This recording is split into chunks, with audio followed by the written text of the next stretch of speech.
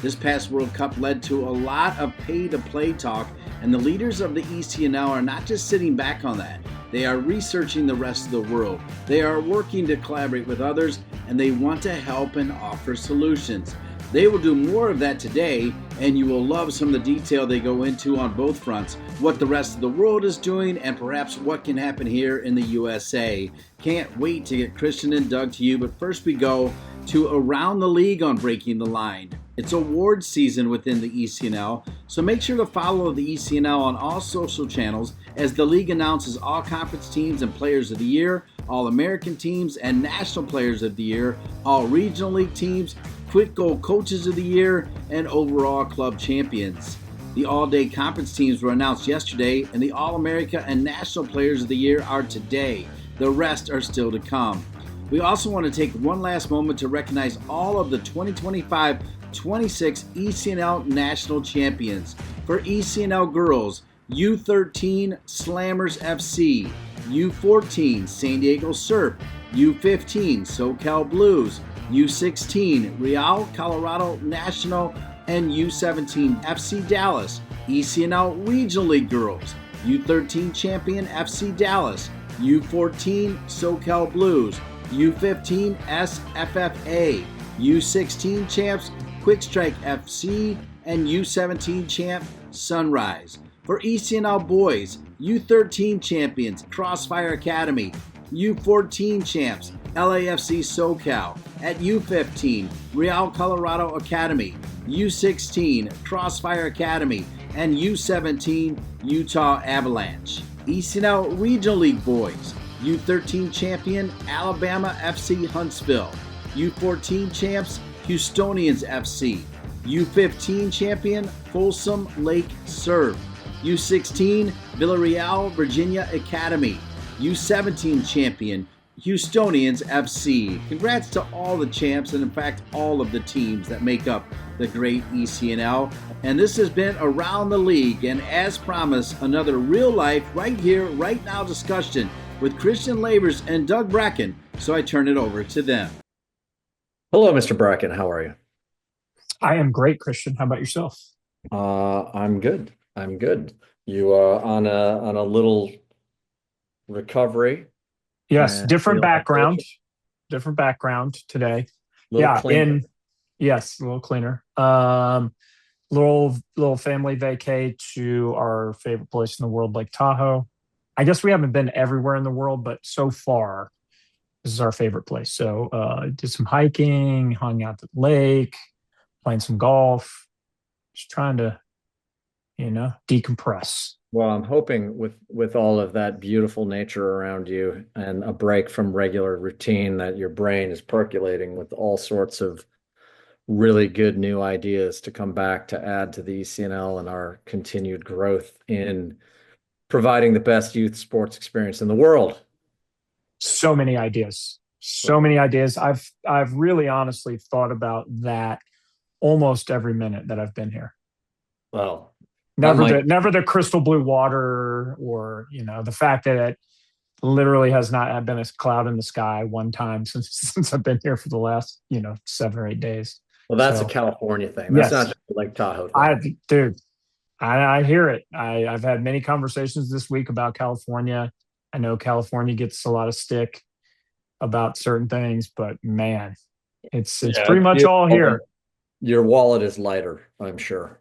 But it's, if you want something nice, Christian, you got to pay for it, I guess. But yes, you're right. It is not a cheap place to live, but as it were, it's been fabulous. So I highly recommend resets as it is. But how about yourself? You've been languishing in ECNL work because you're tireless. You're a lot more tireless worker than I am. Well, I'm not sure about that, but I can tell you this. I think that we provoked some interesting discussion on our last podcast. If feedback and commentary on online is any indication of that, which is really good because it means we're talking about something that people are interested in, and we thought, well, let's go deeper in those discussions today. So, I mean, we talked last week about ideas on improving American soccer, Yep. right? What can be done? Some proposed changes in the professional level with respect to American players, proposed changes in the collegiate level in terms of getting more American players and reducing internationals. Some brief discussion on the structure of college soccer and how that needs to change. But a very concrete Zone 1 proposal, Yep. and 12 Yeah. and below, and how to invest in Zone 1.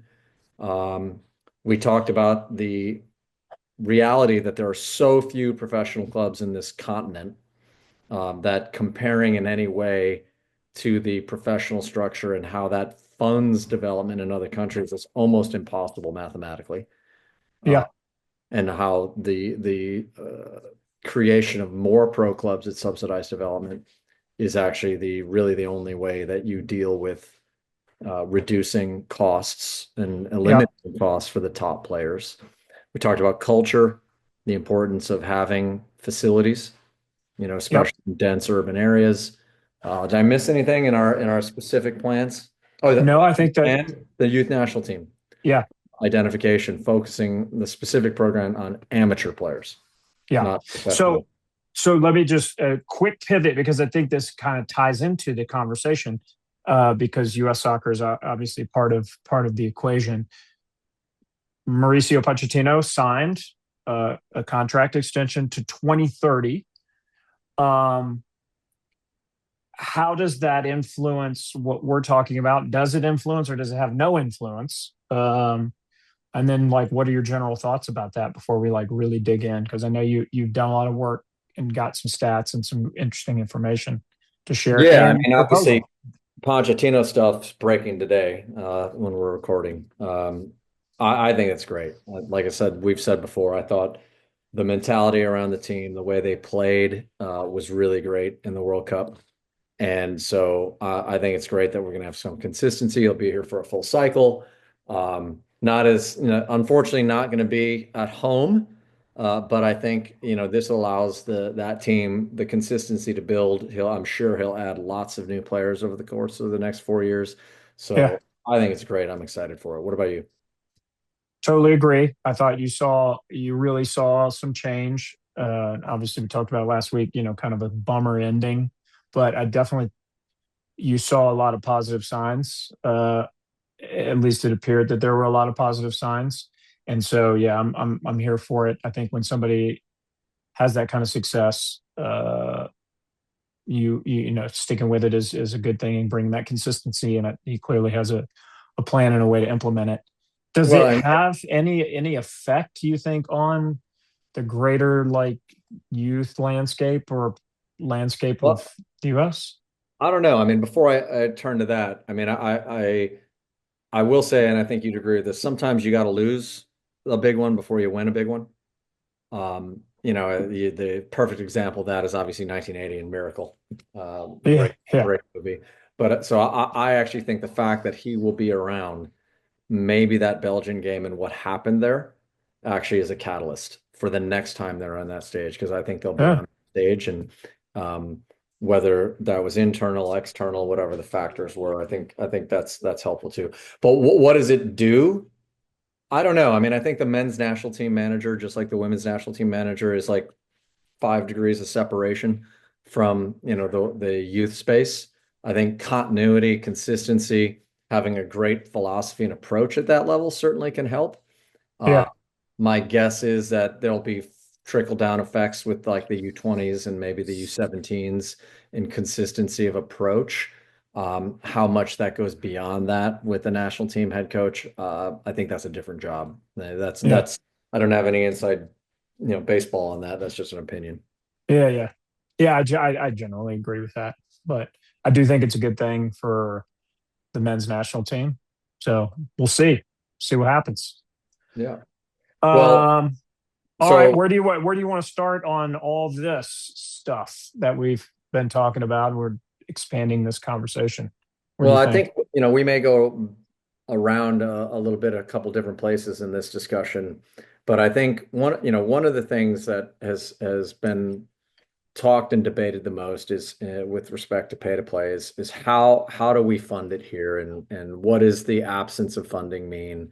And I think one of the questions that almost comes inherently from that is, if we don't think it's being done right here, whatever right means, well, how is it done in other places? Yeah. And we talked a little bit about, and I think maybe the most important variable is that the club presence, the professional club density in these other Yeah. countries. I thought that was the most important thing that we kind of talked about is the lack of that, you know, wide ranging professional infrastructure in this Yeah, country, and that it's so small in comparison to some of the yeah, other and people that we keep invariably comparing ourselves comparing to. ourselves to things that we would have to have 10x and more of the Yeah. number Right. of professional clubs to even reach the lower range of some of these, Right. like Spain that we're talking about. And that doesn't even touch getting into what, England and Argentina and those types of countries have with respect to professional club numbers. But we didn't talk about, okay, well, how does funding reach the youth structures and the youth teams in those countries, and what does that look like? So, tried to pull some data on this, and again, we might be back and forth in various areas here, but one thing I tried to pull was the investment, that the per club investment that is being done in each of these countries. And it's hard to get So all. that's the professional organization or professional club in and of itself, how much money they put in to youth Yes, development. into youth Yeah. development. And Yeah. so, um, you pull some stuff from AI and you try and cite as much as you can. And, already we have a little bit of difference here in some documentation. Um, I pulled from UEFA's 2020 Training Facilities and Youth Investment Landscape Report. Okay, so that's where I'm pulling this data from. Yeah. Um, so a little bit out. Sounds legit. It's legit. It's legit. Yeah. It's a little outdated. And you can find this stuff on UEFA.com. But as of 2020, and I think you could say this is going to go higher, and I think Jacob may have found in England specifically how much higher, and a report But he I found. think, what we're trying to do here by saying this is we're trying to paint the picture of what Yeah, it looks like in other countries. Obviously, the more the more it evolves and the longer it goes, the numbers change. yeah, Probably they get bigger. But I yeah. think what our intention here is to paint the picture Paint the of, picture. So yeah, let's look at this. As of 2020, according to UEFA, average annual youth development budget per top division club. So we're only talking first division, so the English Premiership, the Bundesliga, Liga, yeah, Serie A. So in England, $6.1 million per club invested okay, in. Now I say Jacob has some different data here. According to the FA, and maybe Jacob, you can give us the date on this, that number is now 8.75. So I would imagine that is a more recent number than 2020, but it tells us we're in the range. yeah, And you can probably add then, a 20% premium, on this, or 25% premium on these numbers if you take 2020 and fast forward to 2026. But England, 6.1 million. Germany, 5.3 million per top division club. France, 4.7 million. Italy, 4.6 million. Spain, 3.4 million. You drop down, Portugal down at 1.8 million, Belgium 1.7 million. So those numbers give you a sense. So if we take top division clubs, so you got 20 in England, right? yeah. 20 times, if we say six, that's a pretty easy 120 million. Now they're saying closer to nine, like 180 million. Um, Germany, I'm not sure how many clubs are in the Bundesliga, but that gives you a sense of how much money is being put by these clubs into funding youth development. So that's coming out of the club annual budget for the most. And could I say this just to make an educated thought here is probably the expense for the competition at these youth levels is less there because of the concentration of pro clubs. So maybe that drives that number down a little bit. I obviously you don't have to go as far to find competition in those Yep. countries. They're Yep. smaller. There's a higher concentration that probably drives some costs down. Whereas maybe if we put it in the US kind of market, we have 32 MLS clubs that are not mostly close to each other. So the competition that they have to find is more expensive kind of stuff. Is that fair? I think that's a fair point. I mean, I don't know exactly what is covered in all of these things, and we can dive into some more of that there. But if that's coming from the budgets of the clubs, then the other source, and we referenced this in the past, is UEFA training and solidarity payments. UEFA training and solidarity payments, so training compensation and Yeah. solidarity payments. And so I pulled some data on that. And interestingly enough, we have some data from 2018-19, so again, a little bit older. But in 2018-19, 15 national associations. So this looked at who countries that had clubs in the Champions League group stage. And so Okay. 2018-19, that was $102.9 million in training compensation and solidarity that was paid out. 40 associations that did not have participants in the 2018-19 Champions League group got another 25 million. So you look at in total about 128 million pounds. I think Yep. that was paid out in 18-19 through international transfers. So this is what happens when a player goes from a club in one country to a club in another country. FIFA Right. has mechanisms where in an international transfer situation, there is payment that filters down to all of the clubs that were involved in that player's development up into a certain point. And I think it's 23, maybe. And I might be wrong on that. But that was 2018-19. And they have since revised that process for solidarity payments. And as of mid 2026, so now we're very modern day.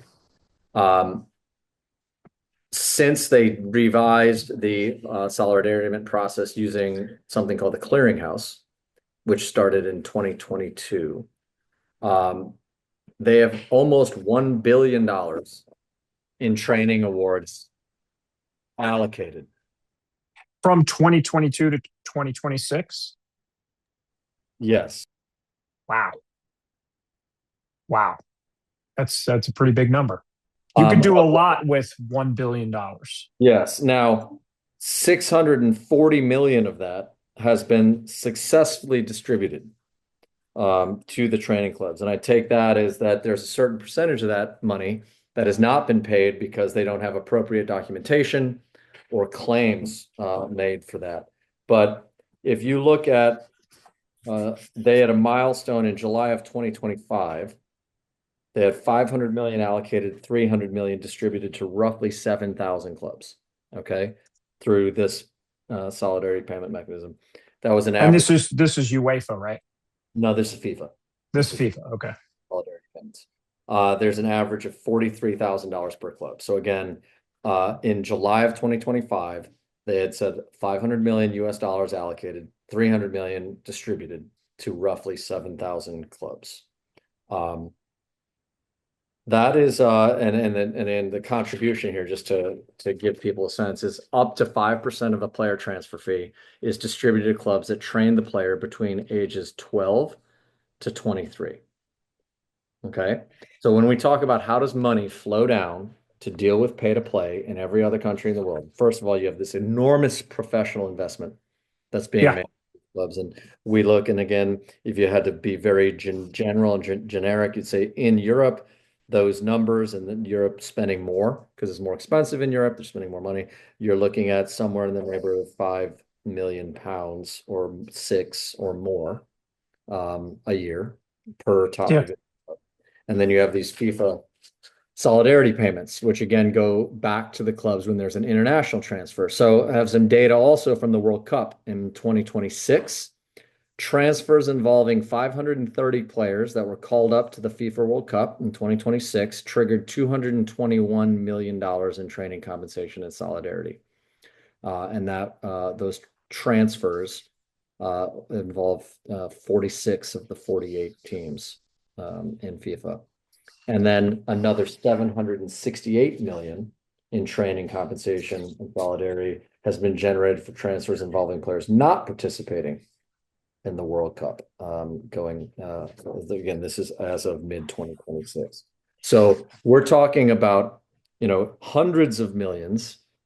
And Is that also outside, Christian, of what is happening domestically in these countries? yes, So and so that's an interesting point, which I didn't appreciate. And I don't know how many people know these things. And again, I'm not claiming to be an expert on this stuff. We probably know more than some people and less than a lot of other people. we're trying to paint a picture. We're painting a picture, right, of the money and where it comes from. But yes, FIFA training compensation solidarity applies to international transfers. So again, Right. that's a club in country A, and a player moves from there to a club in country B. It does not cover domestic transfers, which is a whole nother source of revenue. And so it appears that there are a variety of different ways of handling that, depending on how it's done. We found one in England, which was set up by the Premier League and the Elite Player Performance Plan. And so this applies to academies in England and how they manage payments of domestic transfers. So this would be from an English club to another English club. Yep.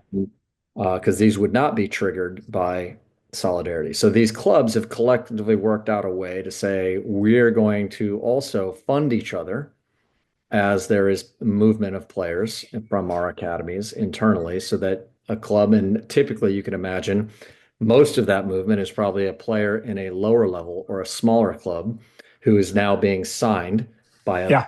club. And Yeah. they recognize we need to incentivize that club to, and hopefully be able to develop more of these players that can move up. So they've done that through this thing called the EPPP.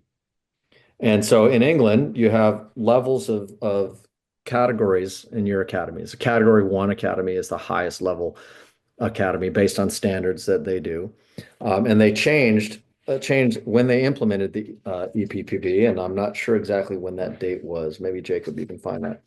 They did a couple of things to change the way recruitment and therefore transfer happened within England. Number one was they abolished the 90-minute rule, which prohibited previously clubs from signing people from more than 90 minutes away under the age of 18. So that was abolished by PPP. And then they introduced fixed compensation when a player moves between academies from under 9 to under 16. Some of that is based on the categorization of the club, and some of that is based upon the years that a player spent in a club. So there was some 2020, I think this was implemented, as I see this, and Jacob says in 2012, and the numbers were increased in 2022. But as of 2012, there was one fixed rate for players aged 9 to 11. They went from one academy to another. And then there was a much higher rate for players aged 12 to 16 as they move. So again, this goes back in 2012. The original rate for a transfer of a 9-year-old from one pro academy in England to another was about £3,000. That has increased significantly. I see some stuff here that says at U11, it's around a 400% increase in that amount. But when you talk about a kid 12 to 16, you're looking at somewhere between 13,000 pounds to 40,000 pounds per year that player was in an academy. Right. To another things. And then there's also some contingencies attached if the player ultimately makes it to the first team or plays in the Premier League, actually. So what's interesting about this is that through the EPPP, the pro clubs in England are compensating other academies in England for domestic transfers that are not covered by international. So you have the amount invested by the club as a starting point. You have FIFA, who introduces solidarity and training compensation for international transfers of players from one country to another. And then you have a variety of domestic compensation that is set by the clubs or the FAs or whoever it is in each of these countries. The EPPP being the most detailed and probably formulaic of that. Yeah. Uh, so also looking here, and it seems that there is some amount of fixed domestic or agreed upon domestic compensation also in Germany, in Spain and France as well. That they've and I look here and it says it's a little bit more loosey-goosey in that, but that there has been um, acknowledgement that they need to pay and to Yeah. incentivize development that is free. So two things that really stand out on this are go back to what we talked about before, and that is without a robust um, professional infrastructure, professional club infrastructure, this is impossible, right? Yeah. So without a robust pro club infrastructure, this is tough. Okay. Yeah. So that's the first thing. And that goes back to your point of we need more pro clubs.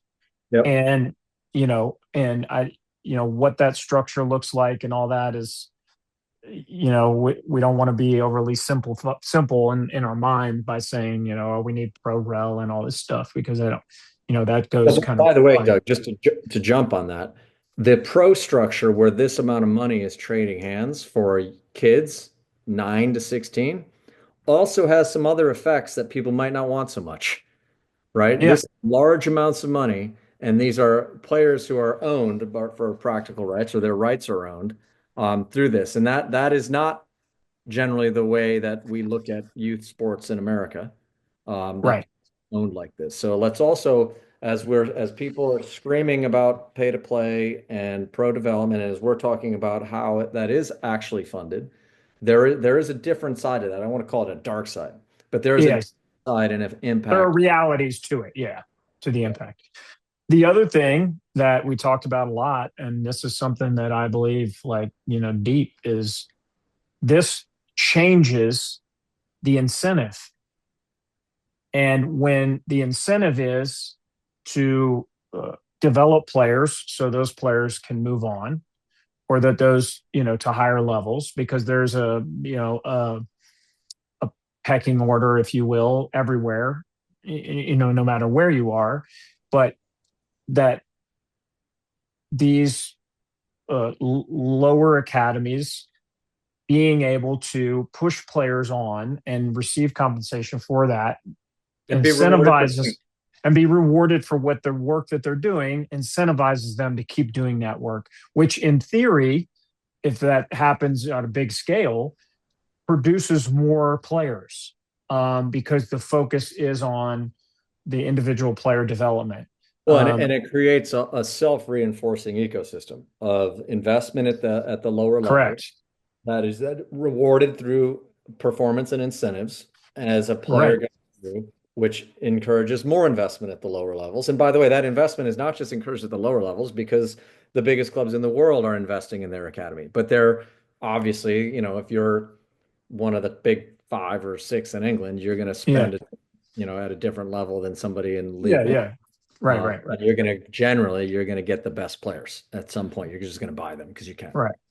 So we've said that the incentives here at the youth level are backwards, right? Because it's all about winning, um, and we don't want to take away the importance of winning, which we said before or whatever. But it's kind of interesting to me, Christian, and this is going to be a hot take.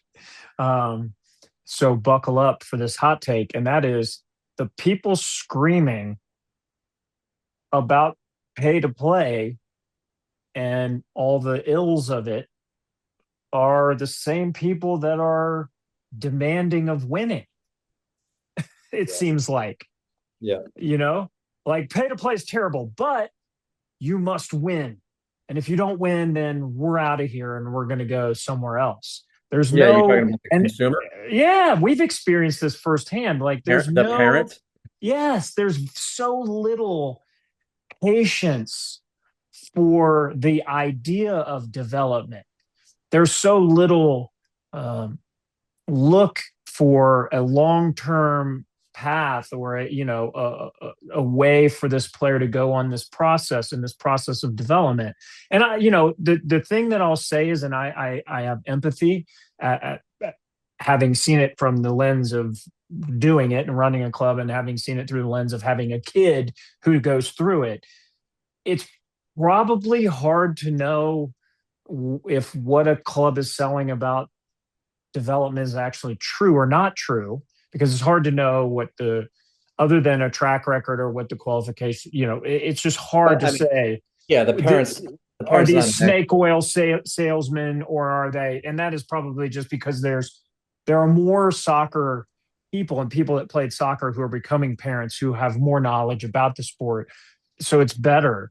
But like, to me, again, it's interesting that the screaming about winning happens, and then in the same sense we're screaming about a lack of well, player I development. do think that's an interesting take, that the parent who's demanding winning and who leaves if there's not enough winning is the parent that also wants everything covered. And if everything was covered, they wouldn't be able to leave, by the way, no Right. matter how much winning or not there was, because their rights would be on. And I want to put a specific on this because the example that was provided that is used here when we talk about the EPPP within England is if you're at a Cat 1 academy. So this is the top level academy. So your Yeah. Chelsea, United, your It, Everton. Um, a player at a Cat 1 academy from age 12 who leaves at age 15 could generate around 160,000 pounds of domestic compensation. It's a lot of money yeah. It's a lot of money. for one player that goes from a Cat Yeah. 1 to a Cat 1. So I want to pause that because we talk about that sort of, and solidarity. Solidarity is the word that is used by the FIFA mechanisms, which I think is a great word. The pro clubs agreeing to compensate like this also shows solidarity, especially when that compensation goes down, not just Yeah. Right. pro to pro club, but it goes down to the other Right. clubs, other leagues, and youth clubs and all Yeah. that. It's the rising tide lifts all Yeah. ships. Right. I'm going to pause on that because we say, okay, they have all this domestic stuff in other countries. What do we have here? And the answer is pretty much nothing. There's some arguments about why, and I can go through that. But I want to also pivot for a second because you've talked in the past about culture and how, and I think we both agree that culture is a huge piece in performance and having more players at the highest levels. And that goes back to what is the exposure and involvement of the kids in the game at younger and younger ages. How widespread is the game for them Yeah. to be a part of? So I have some data here on population and registered players, and then some, the rough rate of registered players per thousand people. Because that gives you a little metric of population and culture of soccer or Yeah. football. So now, as you can imagine, different countries are going to have very different accuracy or even ability to collect these numbers. Um, one of the most, and this is not going to surprise you either, one of the most data rich is the Germans. I mean, Yes. insert whatever stereotype you want. So approximately a population of around 84 million people in 25, 26. They said registered players around 8 million, 2.4 million were active. I'm not sure what the distinction is between registered and active, but um, that's about 28 to 30 people per thousand in Germany Yeah. as registered soccer players. It's pretty good. Pretty good. It's a lot of soccer. The Netherlands, okay, about 18 million in population, 1.2-ish million members. Again, I think they get a little bit more loosey in this members and how you define that. It's about 65 to 70 people per thousand that are Yeah. soccer.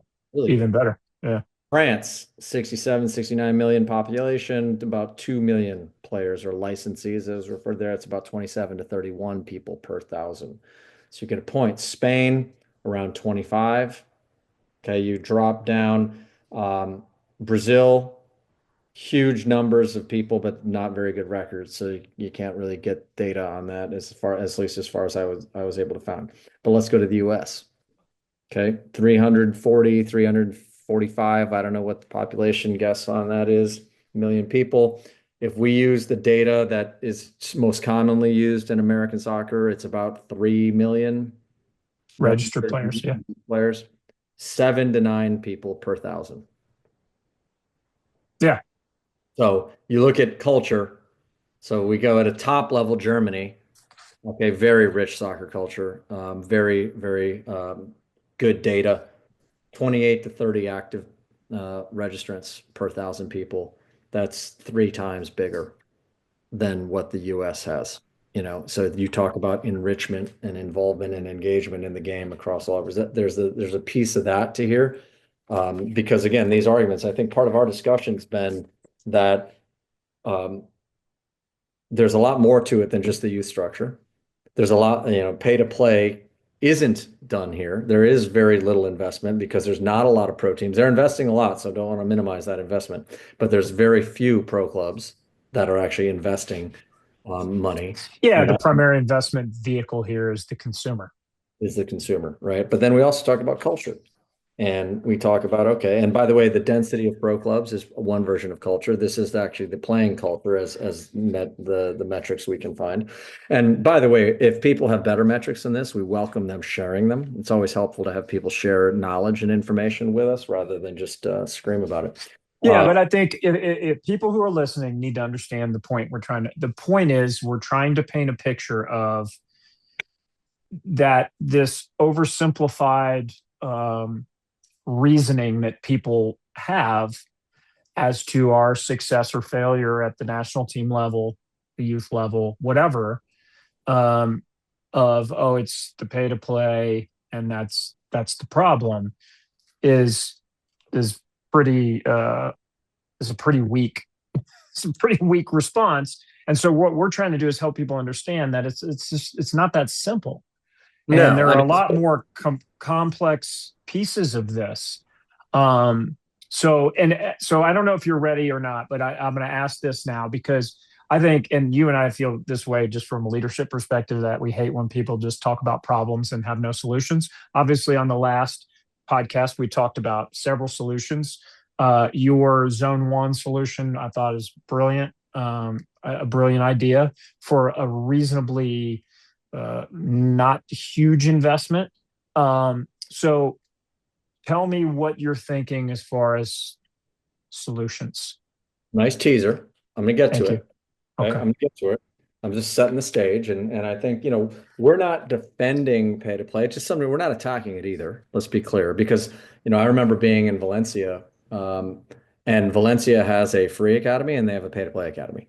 And you can guess, the best players are being paid for, and the kids who want to be the best players are paying for it, right? So there's going to be pay to play to provide sport. Okay, that's going to happen. We're talking about what are the factors that are different in other parts of the country, parts of the world, than what Listen, by the way, also my children pay to play high school sports.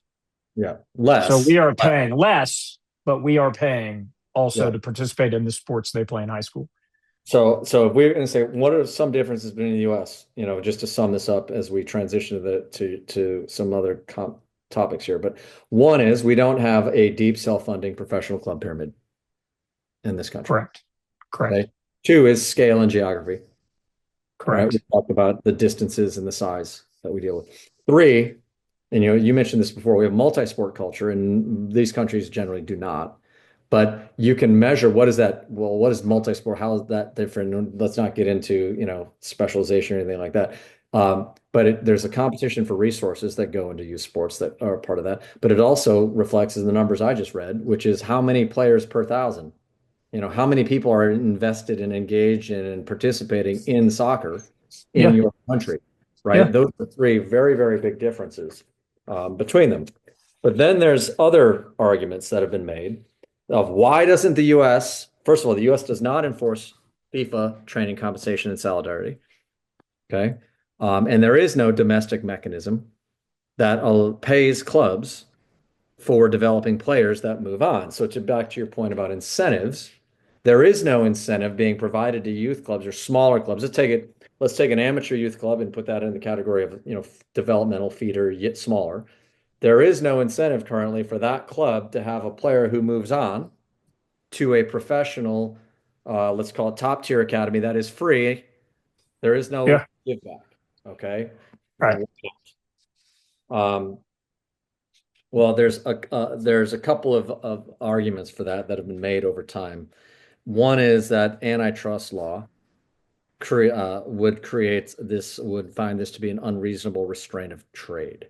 And the reasons for that is that imposing costs on signing new players would restrict players' ability to move freely between clubs.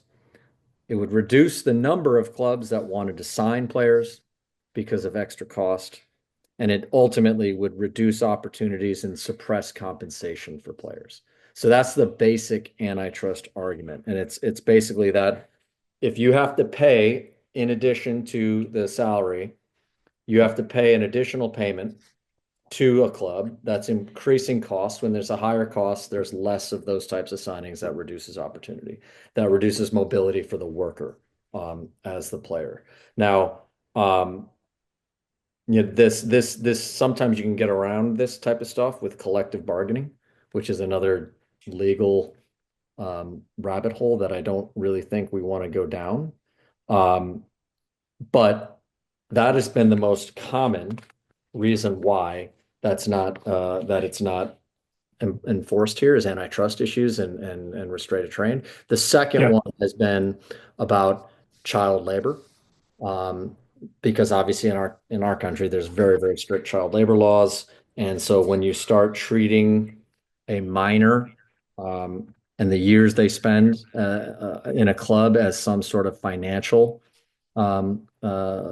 metric, with some Yeah. financial metric, it starts to kind of blur the line of is this kid an economic asset, and how does that affect whether they're paid or not paid, and that gets a little blurry. And there's going to be people here who tell me that I'm screwing this up a little bit, but you get the point. Those were the two primary issues. There was actually a case where some clubs did try to get training compensation. Yeah. DeAndre Yedlin, right? It was for Yedlin, Yeah. and it involved a couple of clubs we all know, Crossfire out of Seattle, Texans out of Dallas, and Sockers out of Chicago. Um, and that case uh, was dismissed because they sued for solidarity and training compensation for a DeAndre Yedlin transfer. That case was dismissed on what's called jurisdictional grounds.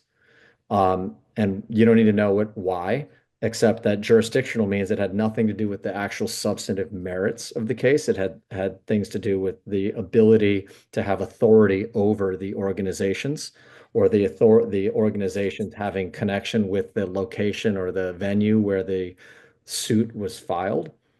That's lawyer speak for basically saying that the court did not rule on the merits and say you are owed this or you are not owed this. They just said, hey, this is not the right place, and you don't have the authority over the defendants to actually get a ruling here. So this is dismissed Mm, jurisdictionally. okay. Then they Gotcha. went on to the FIFA Dispute Resolution Chamber, brought the same claim. And on the merits, that FIFA Dispute Resolution Chamber said that the clubs were entitled to solidarity payments under FIFA status, and they had a valid claim. But they rejected the claim, and this was when Yedlin went to Tottenham. They rejected the claim because Tottenham had relied on good faith representations by US Soccer and MLS that solidarity and training compensation obligations would not apply at the time. And because when they signed them, they did not, on good faith and reasonably, did not believe they would have to pay anything beyond the transfer fee, the court declined to order it. So, the shortness answer to that is, in FIFA, the youth clubs in America won, saying you should be paid. Yeah. They lost because the clubs had been Yeah. told that It no, was, that's not yeah. enforced here. Yeah. And Yeah. so the question is, would that case be different today? And why are we talking about this case? Is because, again, you go all the way back, all the stuff that we went through that funds development is not being done here either at all or at scale. And now we had a legal case where clubs said, wait a minute, we should get some of these resources. And Sure. court said, nope, not the right place or time and authority. And FIFA said, yeah, you're right, but nope. They relied on this and that, and we're not going to go back and make them pay something they didn't expect to pay based on what the federation and the pro league said. So I think there's a really good argument that that would not happen if that same case was brought today. But who knows how much money was spent on that case. Yeah. And then that brings me now, Doug, to your leading question of, well, what do we want to do about that? And do we have a proposal? And the answer is, let's because I think what we're saying in general is that we want an incentive for clubs to invest in lower cost or subsidized development. You want some reward for when clubs do that and players have the ability to move from, if you were in England, you'd say from a category 3 to a category 1 club with more resources and more opportunity to grow, from a youth club to an amateur club, whatever it may be. So this is not that complicated. I'm working on a document. Maybe it's someday we'll share this document, but get your thoughts on this. So we have to think about, how does this work in the US, recognizing all the realities that we just talked about. And I think the most important reality we have to recognize is that training compensation and solidarity payment will not replace club fees, because 99% of players never get Right. sold. Right. 99 Correct. whatever are never. Particularly with our lacking professional infrastructure. Right. Correct. So if you turn around and say, well, we need to fund all of soccer through this, it's an impossible mathematical exercise. Right. Because Not the enough the top of, professional. the professional clubs, it's like a pinhole. It's Yeah, not. there's not enough professional clubs so that there's any significant number of players that are moving on, therefore the money coming back. And by the Yeah. way, beyond the small numbers that move on, people love to use the examples of the $100 million fees when a Ronaldo goes from one place to Yeah. another. Most transfer fees are not that. So Right.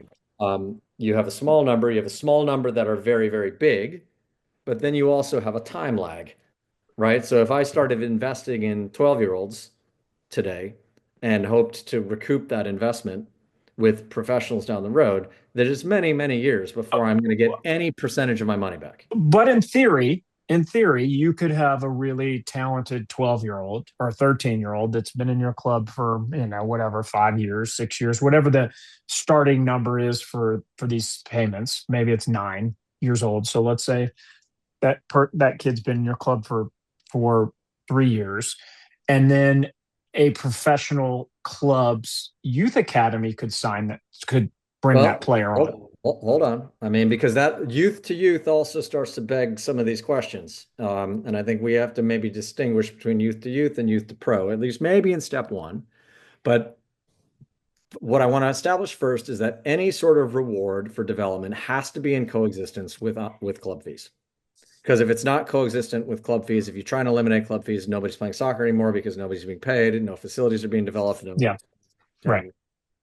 So any of these payments have to first be positioned, number one, as a long-term success reward. Okay, this is an attempt to provide an incentive to invest a little bit more, to subsidize a little bit more. It's not going to replace club registration revenue, but it's hopefully could direct some changes in use of proceeds. And if we acknowledge that, the second thing I would say is that if we're going to pay this, and we know that club fees are going to exist, so you're going to have this sort of chicken and egg of the club is charging for development, but then the club might get some money for services provided. All right, you have to acknowledge that there's a reason for that, which is why we covered. But you can also then say, okay, if we're going to do this, then the funds that are provided must be used in one of a few limited ways. And you can police this with documentation and audit. All right. Number one is in a retained fund for facility development. Okay. Okay. Yep. So you're going to get a reward for developing a player that presumably most of the players, even that player, have paid for. That money is earmarked for facility development. Why? Okay. Well, having more fields, having lights on fields, right? Adding a video room, adding a training room, things like that. Does that improve the youth experience? Does that improve the quality there? Yeah, of course it does. So not maintenance, facility development. Second potential use would be for scholarships. To scholarship a current youth player. So it's dollars in, dollars out. You get $20,000 because a kid moved on. You have $20,000 that you have to allocate.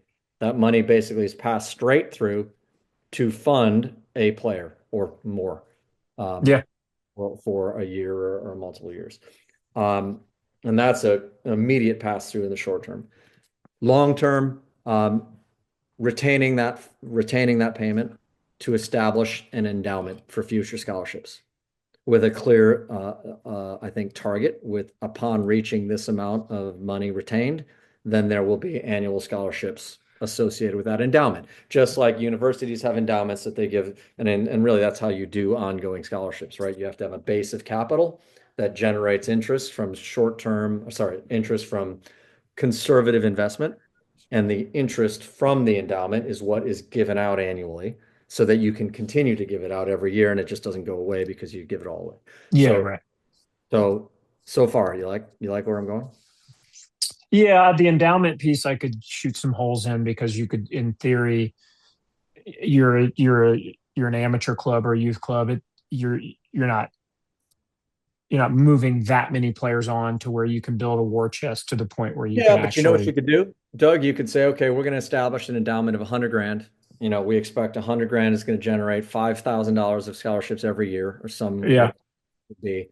And we just received 40 grand because Johnny was signed, and we're going to create and set aside this account. And if anyone else donates into it, as soon as we get to 100 grand, that scholarship is going out. Yeah. Every year we got 5 grand. So you could actually set it apart and get maybe a local business, maybe a rich guy a rich girl, woman in the community can add to that fund to say, okay, Yeah. I'll help you get to 100. They do this in private schools all the time, Yeah. right? Yeah. Fair enough. Yeah. Yeah. So, Totally. all right. So far, so good, Christian. So far, So so far, good. trigger events, pretty obvious. I'm trying to limit this to your other point of just youth to pro. So we're taking away youth to youth right now. So if a kid goes from an amateur club to a pro club from at U13 to U14, we're not talking about that yet. But if that kid at some point signs a pro contract, it's covered. Okay. So I think youth to youth is another step down. But trigger payments would be signing a pro contract with a designated pro league. So you go MLS, USL, NWSL, anything as a designated pro league. So they sign as a pro. And then a second trigger would be if they move from one pro club to another under the age of 23. So that kind of aligns with the FIFA Yep. rules. Okay. If that happens, a payment is triggered. You can argue about what those payments should be. Obviously, it is more expensive to pay for the development of a 16-year-old than it is to pay for the development of a 10-year-old. There's more things that go into it. So I think you would have a different rate from depending on the age. So if let's just say, Like you'd have a scale or some have a kind scale, you based could on age. also, interestingly, because they do this in England, you could also have a higher payment for a club that meets certain standards. So if you're Club A and Johnny came and went on and signed in MLS, and you don't have certain things that are you don't have a full-time methodology director, or you don't have a nutritionist on staff, or you don't train 4 days a week, or whatever it may be, right? And I'm putting a bunch of potential standards over here. You collect a base amount.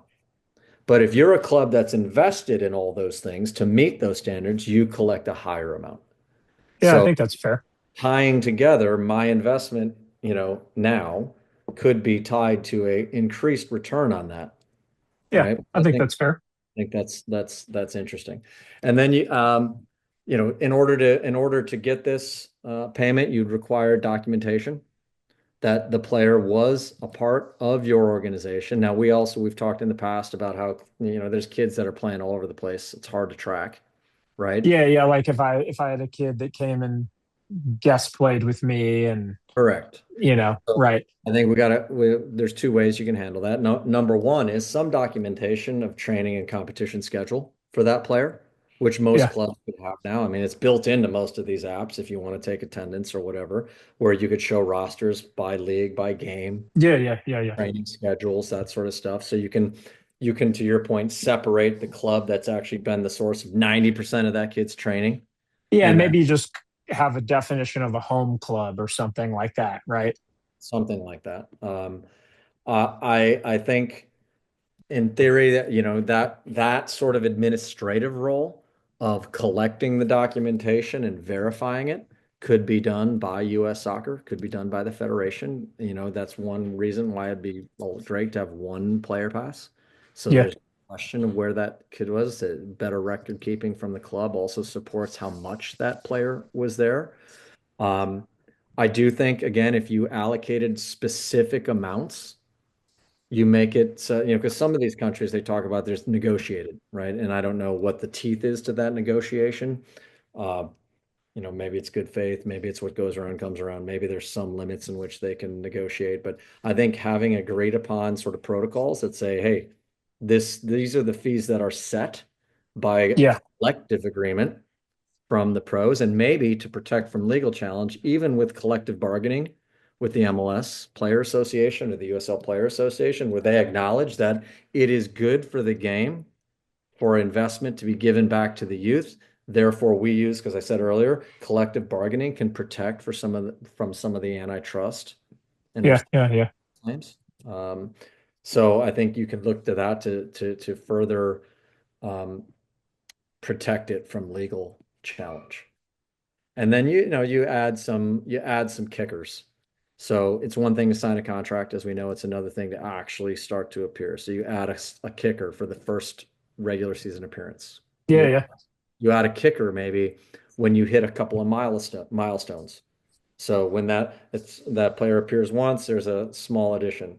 When that player appears 10 times, there's another addition. When they appear 40 times, there's another. So you can cap that. But the point is, the more productive that player is as a pro, the more there probably should be kickback. Maybe there's another kicker for a national team cap, right? And then Okay. Yeah. there are further kickers on transfers before the age of 23. And the last thing I'll say on this is if we really wanted to make this in solidarity, instead of having this money come from the individual club who signed the player for the first time and the individual club who maybe transferred the player, you could create some sort of central development fund Yeah. where everybody kicks into it. Every pro club kicks in a certain amount every year to the central development fund. The federation kicks in some money to the development fund. So when these players are signed, it is the development fund that pays back. So it becomes a regular stream of revenue Yeah. that is a Yeah. normal budget line, and it grows this fund. Now, why are we talking about this so much? Well, if we do all those things, what we will have started to do is create a mechanism that is given money back that doesn't exist today. And a mechanism that goes all the way back to the clubs, and to your point, could be starting at U10, U11, U12, whatever it may be. In the Yeah. beginning, it's probably a trickle. But let's go back to our endowment. If you get 100,000 here and that endows $5,000 a year in scholarships, and then another club gets that, and another club, and then some philanthropic people want to invest in it and donate to it, you start to build up more and more revenue that can be used to change the incentives that you've talked about, but that also open access by reducing cost.